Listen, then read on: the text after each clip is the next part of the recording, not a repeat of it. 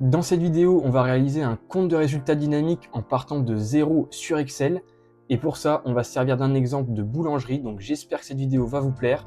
Et on est directement parti. Let's go. Alors on commence directement sur Excel avec la trame de notre compte de résultats. Donc ce qu'il faut savoir, c'est qu'un compte de résultats, c'est ce qui va nous permettre d'avoir le détail du résultat de notre activité sur une certaine période, qu'on appelle généralement un exercice. Donc souvent c'est une année. Et donc, on va partir des revenus et du chiffre d'affaires, duquel on va déduire petit à petit nos différentes dépenses afin d'arriver à un résultat net. Et ça, on va le faire de manière totalement dynamique et automatisée grâce à des hypothèses. Mais on va partir directement sur notre chiffre d'affaires. Donc, comme je l'ai dit, on est parti sur un exemple de boulangerie. On va simplifier un petit peu les choses en imaginant que notre boulangerie ne vend que des baguettes et des pains au chocolat. Et pour ça, on va avoir sous notre tableau une liste d'hypothèses donc, qui vont nous permettre ensuite de rendre notre tableau totalement dynamique. Donc la première chose qu'on va voir, ça va être notre chiffre d'affaires. Donc c'est tout simplement les quantités qui vont être vendues par la boulangerie et le montant en euros que ça représente. Donc pour ça, je vais utiliser la formule avec égal et je vais aller chercher donc dans mes hypothèses, mon nombre de baguettes que je vais vendre sur mon exercice, donc sur mon année, on va imaginer 140 000 baguettes par exemple, que je vais multiplier par le prix de vente moyen d'une baguette. On peut imaginer qu'il y a plusieurs types de baguettes, céréales, tradition, bon voilà, on va pas aller chercher plus loin que ça, on va juste mettre un prix moyen à 1,40 € et je vais faire entrer. Donc ici, je vais avoir le montant total de chiffre d'affaires lié à la vente de mes baguettes qui est de 196 000 €. Je vais simplement réaliser la même chose pour les pains au chocolat en allant chercher le nombre de pains au chocolat et le multiplier par 1,10 € qui va être le prix moyen également du pain au chocolat. Je vais pouvoir avoir mon total de chiffre d'affaires en utilisant la formule somme. Pour ça, on a un petit raccourci qui s'appelle alt égal. Grâce à ça, je vais avoir la somme qui va se faire directement et j'appuie sur Entrée pour avoir mon chiffre d'affaires total sur mon exercice. Je vais sélectionner ces trois cellules, faire CTRL-C et venir copier-coller ces formules sur les autres années. Donc la deuxième étape, ça va être de remplir la partie des cost of goods sold qui vont correspondre aux dépenses nécessaires afin de fabriquer nos baguettes et nos pains au chocolat. Donc c'est tout ce qui va être lié à notre activité. Donc ici on va retrouver les matières premières par exemple, l'emballage. Donc plus on va vendre de baguettes, plus on va avoir besoin d'emballage, plus on va avoir besoin de matières premières. Et donc, on va aussi mettre ici la main-d'œuvre qui nous permet de créer ces baguettes et ces pains au chocolat. Donc ici, ça va être notre boulanger. On va pouvoir déduire les montants à partir de nos hypothèses. Donc, pour ce qui va être des matières premières, dans nos hypothèses, on a mis un pourcentage de chiffre d'affaires. Donc, on peut aussi mettre un montant directement en euros si on a le montant qui est fixe. On va tout simplement renseigner la cellule. Ici, je vais dire que c'est un pourcentage de mon chiffre d'affaires, c'est-à-dire que pour un montant, par exemple, de 100 000 € de vente, je sais que la moitié va être utilisée pour payer mes matières premières et faire mes baguettes. Donc, je vais tout simplement sélectionner 50% et multiplier par le montant de chiffre d'affaires. Et je vais penser à mettre devant un signe moins car c'est une dépense. Je vais faire exactement la même chose avec les emballages qui sont également un pourcentage, 5% ici, qu'on va multiplier par notre chiffre d'affaires. Donc là, j'ai oublié le moins, je vais tout simplement venir le rajouter devant.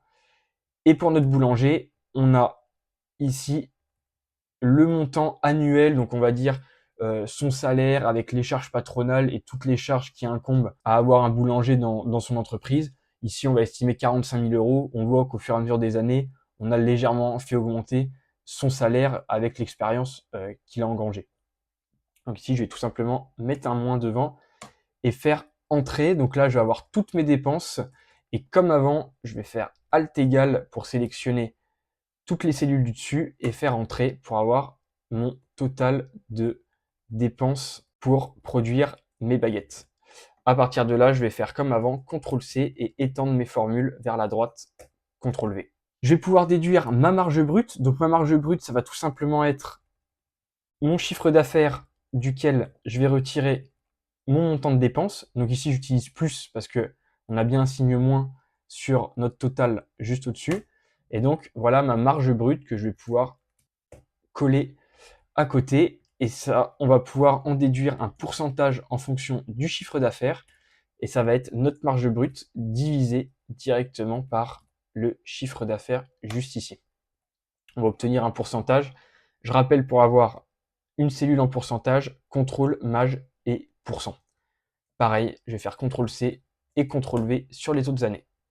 Donc après avoir calculé notre cost of goods sold, qui vont être les dépenses qui sont liées à notre activité, à la production des différents produits qu'on a dans notre boulangerie, on va lister les dépenses opérationnelles. Donc là, ce ne sont pas les dépenses de production, ça va être plutôt les dépenses, on va dire, administratives, les dépenses de charges qui sont liées, par exemple, à la boulangerie qu'on tient. Il va falloir payer l'électricité, l'eau, le chauffage, et toutes ces charges, elles vont être dans les dépenses opérationnelles. On peut aussi, par exemple, ajouter une partie de publicité. Et donc ici, j'ai listé 3 types de dépenses: les publicités, les dépenses administratives et tout ce qui va être charges courantes, une nouvelle fois pour faciliter un petit peu notre exemple. Donc ici, on va avoir que des pourcentages dans nos hypothèses de chiffre d'affaires. Pareil, parce que là, je choisis de raisonner en pourcentage, mais vous pouvez mettre un montant fixe si vous avez un montant précis de vos charges. Donc comme avant, je vais aller chercher mon pourcentage, donc ici que j'exprime en pourcentage de chiffre d'affaires, que je vais aller multiplier juste ici. Je pense bien à mettre un moins car ça va bien être une dépense. Et je vais réaliser la même chose pour les charges administratives, 5% fois mon chiffre d'affaires avec le moins devant. Et pareil pour les charges courantes,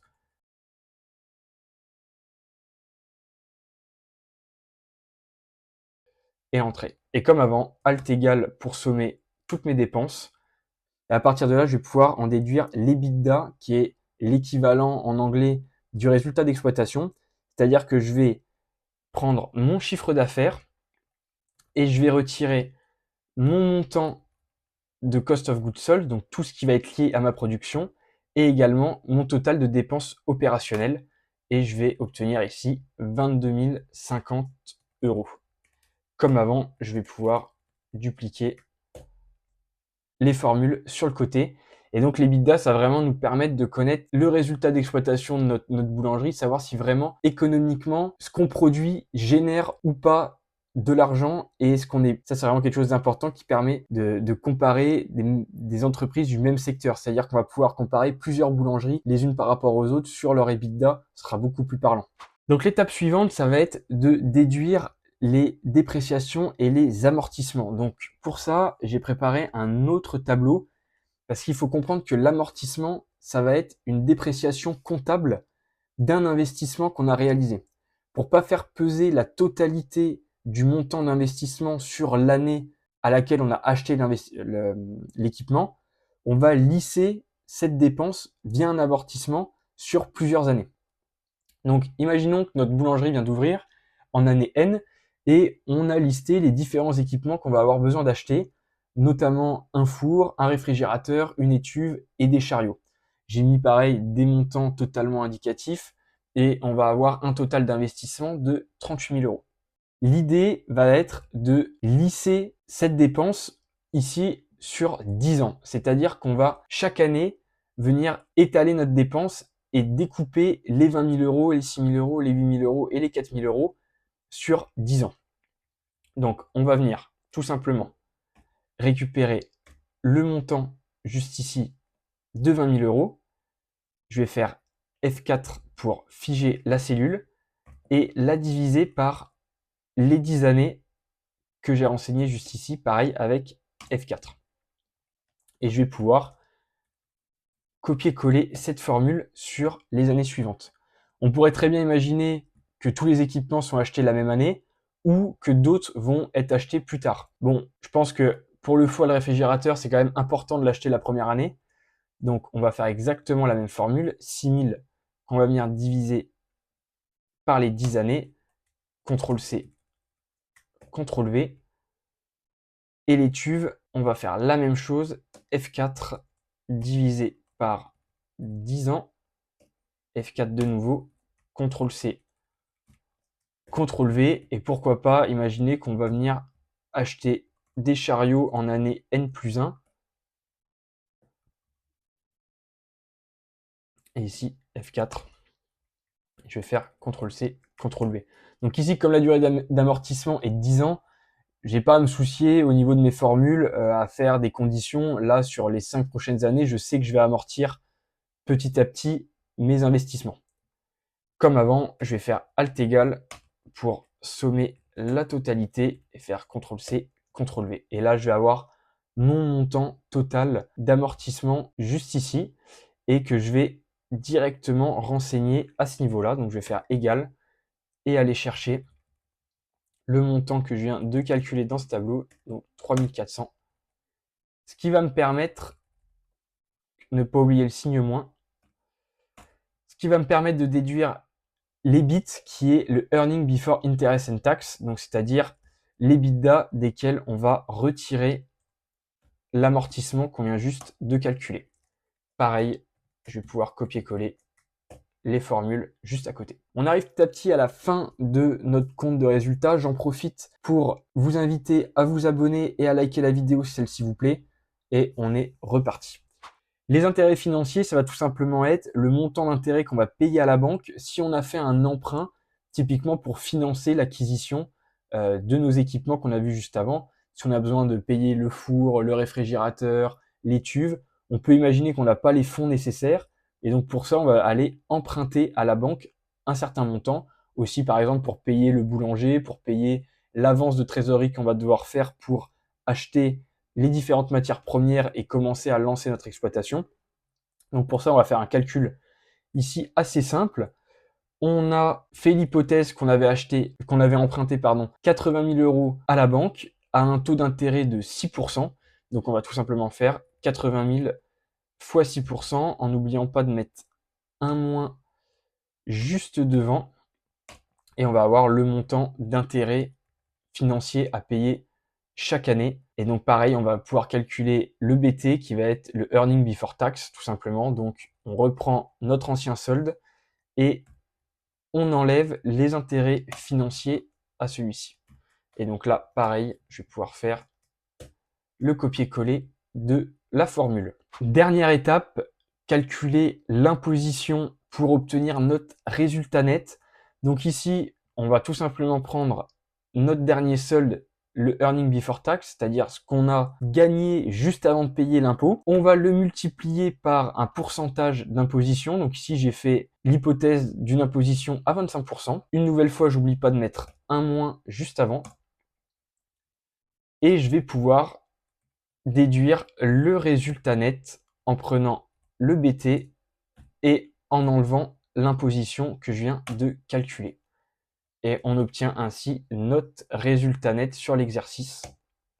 Et on va copier-coller tout ça. Dernière étape, un dernier ratio qui est important de calculer, ça va être tout simplement le résultat net rapporté au chiffre d'affaires. Donc on va prendre notre résultat et le diviser par le chiffre d'affaires qu'on avait calculé juste avant. Et ça va nous permettre de voir si on a une évolution plutôt dans le bon sens année après année ou si on va avoir une perte au fur et à mesure. Donc voilà, j'espère que cette vidéo vous aura plu. Si c'est le cas, n'hésitez pas à vous abonner et à laisser un commentaire. Dans une prochaine vidéo, je vais continuer avec cet exemple sur les états financiers et je vous présenterai comment réaliser un bilan dynamique et un tableau de flux de trésorerie, qui sont les deux autres états financiers qui viennent compléter le compte de résultat pour une entreprise. Donc, j'espère que cette vidéo vous aura plu et on se dit à la prochaine. Bye.